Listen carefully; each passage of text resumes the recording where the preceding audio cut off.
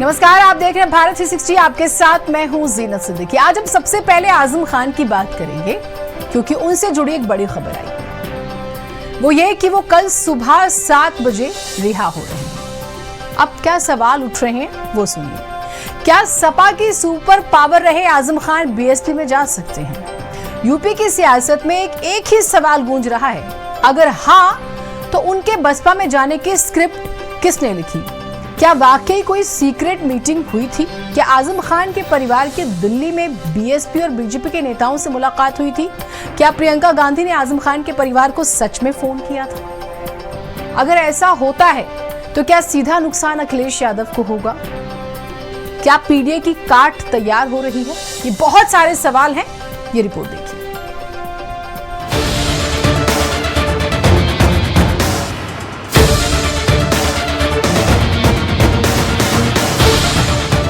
सियासत की आदत है कि वो दो साथियों को अलग करती है और दो अलग लोगों को एक करती है। सियासत की आदत है कि वो परिवारों को तोड़ती है और गैरों को सियासी मुनाफे के लिए जोड़ती है। सियासत की ही आदत है कि ये अपनी जीत से ज्यादा दूसरों की हार पर जश्न मनाती है। आदत तो सियासत की ये भी है कि मुनाफे के लिए अपनों को डुबोकर गैरों को जिताती है। जी हाँ, यही सियासत है, जहाँ पढ़े से ज्यादा गढ़ा हुआ अपना डंका बजाता है। सियासत क्या है ये तो हमने आपको समझाया, लेकिन क्यों? उसके लिए इन दिनों यूपी की सियासत में चर्चा के केंद्र में टॉप पर छाए नेता आजम खान की बात करनी जरूरी है। 100 से ज्यादा मुकदमे झेल रहे आजम खान के लिए महीना गजब की राहत लेकर आया। साल 2019 से कानूनी दांवपेच में फंसे आजम खान को जबरदस्त राहत मिली। इस महीने आजम खान को इलाहाबाद हाई कोर्ट से क्वालिटी बार सहित सभी मामलों में जमानत तो मिल चुकी है। आजम खान बाहर आने ही वाले थे कि रामपुर की स्पेशल एमपी एमएलए कोर्ट ने शत्रु संपत्ति मामले की सुनवाई के दौरान पुलिस की रिपोर्ट के आधार पर 3 धाराएं और बढ़ा दी, जिससे उनके जेल से बाहर आने के रास्ते में कुछ दिक्कतें आई थी। लेकिन जैसा कि तय था, आजम खान जल्द जेल से बाहर आएंगे। सो मंगलवार 23 सितम्बर सुबह 7 बजे आजम खान जेल से रिहा हो जाएंगे।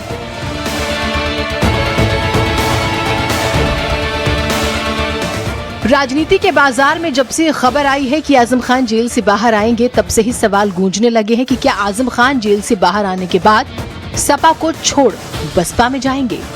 इस एक सवाल ने बवाल पैदा किया हुआ है यूपी की सियासत में।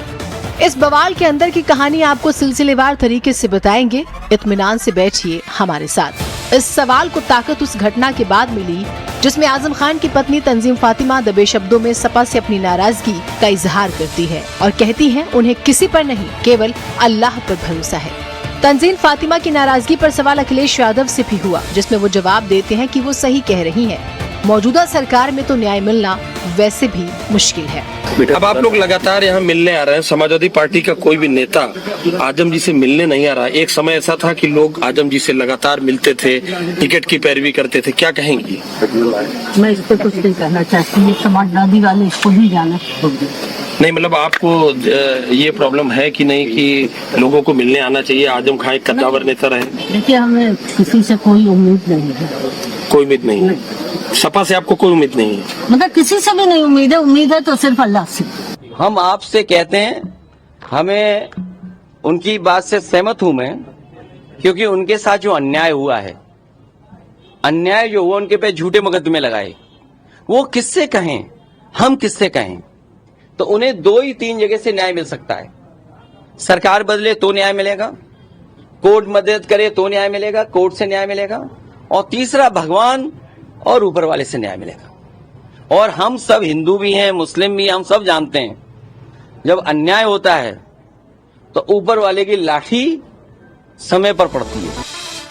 खैर, यही वो बयान था जिसने यूपी में बहस छेड़ दी कि आजम खान के परिवार और सपा के बीच सब कुछ ठीक नहीं है। उन्हीं दिनों ये सवाल भी गूंजने लगा था कि आजम जेल से बाहर आने के बाद क्या सपा में रहेंगे या नहीं। खैर, अब क्योंकि आजम खान के बाहर आने का रास्ता लगभग साफ हो चुका है, तो ये सवाल आग की तरह फिर से फैल रहा है। और सवाल तो ये भी है कि क्या आजम खान सच में सपा को छोड़ेंगे? क्या आजम खान बसपा में जाएंगे? क्या आजम खान के परिवार की मुलाकात बीएसपी के बड़े नेताओं से दिल्ली में हुई? क्या आजम खान के परिवार की मुलाकात बीजेपी के बड़े नेताओं से दिल्ली में हुई? क्या तंजीन फातिमा की प्रियंका गांधी से वाकई फोन पर बात हुई? क्या पीडीए की काट के लिए यूपी में नया मोर्चा तैयार किया जा रहा है? कौन लिख रहा है अखिलेश यादव और आजम खान के अलग होने की स्क्रिप्ट? या फिर आजम खान के नाम पर कोई अफवाह फैलाई जा रही है? वैसे इस सवाल को और ताकत तब मिली जब एक इंटरव्यू के दौरान अब्दुल्ला आजम से सवाल हुआ, जिसके जवाब में वो कहते हैं कि मदद दो तरीके की होती है, एक जो दिखाई जाए और की ना जाए, और एक मदद वो होती है जो की जाए पर दिखाई ना जाए। ये मुद्दा उसी भारतीय जनता पार्टी ने बनाया है या फिर कुछ ऐसे लोगों ने बनाया है जो जाने अनजाने बीजेपी की मदद करना चाहते हैं ताकि आजम खान साहब और मेरे परिवार की उस पार्टी से दूरी हो, अखिलेश यादव जी के परिवार से दूरी हो। लेकिन मैं ये कहूंगा कि अखिलेश यादव ने हमारी मदद की, और वो मदद की जो दिखाई नहीं गई, और बहुत से लोगों ने हमदर्दी दिखाई लेकिन मदद नहीं की। वैसे जैसे जैसे चुनाव करीब आएंगे अभी कई तरह के सवाल और यूपी की आबो हवा में गूंजेंगे। वैसे जिस तरह से आजम खान के नाम को लेकर चर्चा चल रही है, राजनीति के पंडित कह रहे हैं कि आजम खान जिस तरफ भी जाएंगे बड़ा गेम करने की ताकत वो आज भी रखते हैं। ब्यूरो रिपोर्ट, भारत समाचार।